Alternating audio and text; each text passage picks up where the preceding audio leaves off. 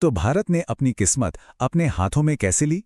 ये कहानी है उस नियम पुस्तिका को लिखने की जिसने एक नए देश की बुनियाद रखी, हमारा संविधान। और सच कहें तो ये भारत के इतिहास के सबसे अहम पलों में से एक था। तो सवाल ये उठता है कि इतने बड़े और इतनी विविधताओं वाले देश ने आखिर ये इतना बड़ा काम किया, तो किया कैसे? एक ऐसा डॉक्यूमेंट कैसे बना जो करोड़ों लोगों की उम्मीदों का प्रतीक बन गया? चलिए इस पूरी प्रक्रिया को परत दर परत समझते हैं। देखिए, किसी भी बड़ी चीज की तरह भारत के संविधान का बनना भी एक सोच, एक आइडिया से शुरू हुआ। ये एक सपना था कि भारतीय अपने भविष्य के नियम खुद लिखेंगे, बिना किसी बाहरी दखल के। और ये सपना हकीकत बनने से पहले दशकों तक दिल में पलता रहा। जरा इस विचार के सफर को देखिए। ये कोई रातों रात हुई चीज नहीं थी, बल्कि एक धीमी लेकिन लगातार चलने वाली यात्रा थी। 1895 में तिलक की एक छोटी सी चिंगारी से जो बात शुरू हुई, वो 1942 तक आते आते एक राष्ट्रीय आंदोलन बन चुकी थी। लगभग 50 साल तक भारतीयों ने अपनी आवाज उठाई और आखिरकार दुनिया को सुनना ही पड़ा। और फिर आया वो टर्निंग पॉइंट। 1946 में ब्रिटिश सरकार ने कैबिनेट मिशन योजना पेश की और बस यहीं से संविधान सभा बनाने के लिए एक ठोस प्लान सामने आया। दशकों का संघर्ष अब सच होने वाला था।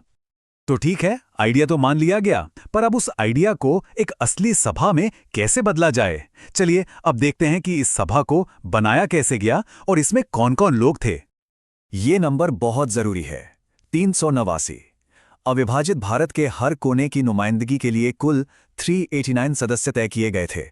ये संख्या बताती है कि काम कितना विशाल था, कितनी बड़ी आबादी को एक साथ एक सूत्र में पिरोना था। अब इन 389 सदस्यों को दो मेन हिस्सों में बांटा गया था। 296 सदस्य ब्रिटिश भारत के प्रांतों से आने थे और 93 सदस्य देसी रियासतों से। ये बंटवारा उस समय के भारत के पॉलिटिकल स्ट्रक्चर को दिखाता है। एक दिलचस्प बात यह है कि संविधान सभा पूरी तरह से चुनी हुई नहीं थी। ये कुछ चुनी हुई और कुछ मनोनीत यानी नॉमिनेटेड बॉडी थी। ब्रिटिश भारत के प्रतिनिधि तो इलेक्शन से आए थे, लेकिन रियासतों ने अपने प्रतिनिधि खुद ही चुनकर भेज दिए थे। जुलाई 1946 में जो चुनाव हुए, उनके नतीजों ने सभा के अंदर का पूरा राजनीतिक माहौल तय कर दिया। भारतीय राष्ट्रीय कांग्रेस को 208 सीटों के साथ जबरदस्त बहुमत मिला, जबकि मुस्लिम लीग को मिली 73 सीटें। और इन नतीजों का आगे जो हुआ उस पर बहुत गहरा असर पड़ना था। तो सभा बन गई, सदस्य तय हो गए, अब पहली बैठक का समय था।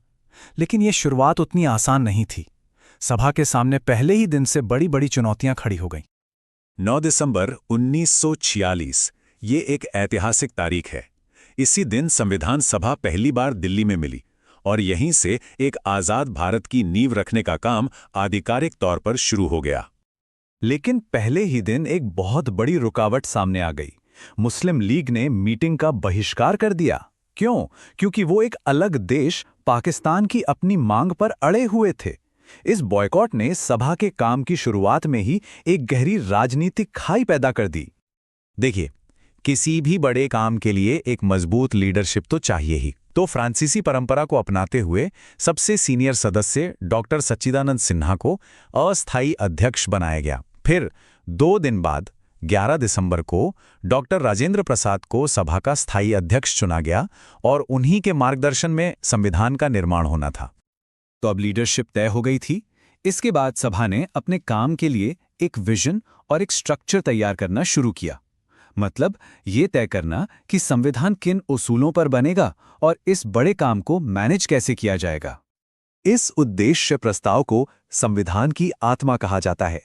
नेहरू ने जो प्रस्ताव पेश किया, उसने भारत को एक संप्रभु, समाजवादी, धर्मनिरपेक्ष और लोकतांत्रिक गणराज्य बनाने का लक्ष्य रखा।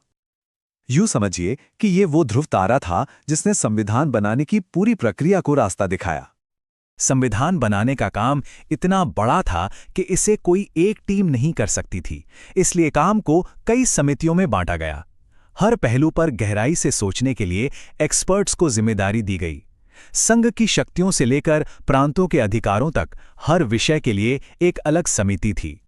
अब इन सभी समितियों में से एक समिति ऐसी थी जिसका काम सबसे ज्यादा जरूरी और शायद सबसे ज्यादा मुश्किल था।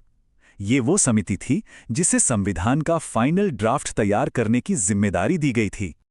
और वो थी प्रारूप समिति यानी ड्राफ्टिंग कमेटी। 29 अगस्त 1947 को बनी ये समिति संविधान बनाने की प्रक्रिया के बिल्कुल केंद्र में थी। इसका काम था बाकी सभी समितियों की सिफारिशों और चर्चाओं को लेकर एक ठोस कानूनी दस्तावेज तैयार करना।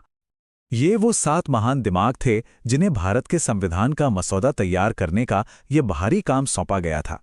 Doctor B.R. अम्बेडकर की अध्यक्षता में इन सदस्यों ने अपनी कानूनी समझ और दूर की सोच का इस्तेमाल करके उस दस्तावेज को शेक दी जो आज भी हमारे देश को रास्ता दिखाता है।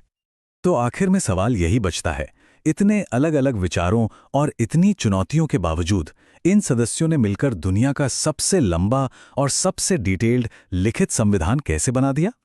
असल में ये उनकी कड़ी मेहनत, उनकी बहसों और समझौते की भावना का ही सबूत है, जिसने एक राष्ट्र की नींव रखी।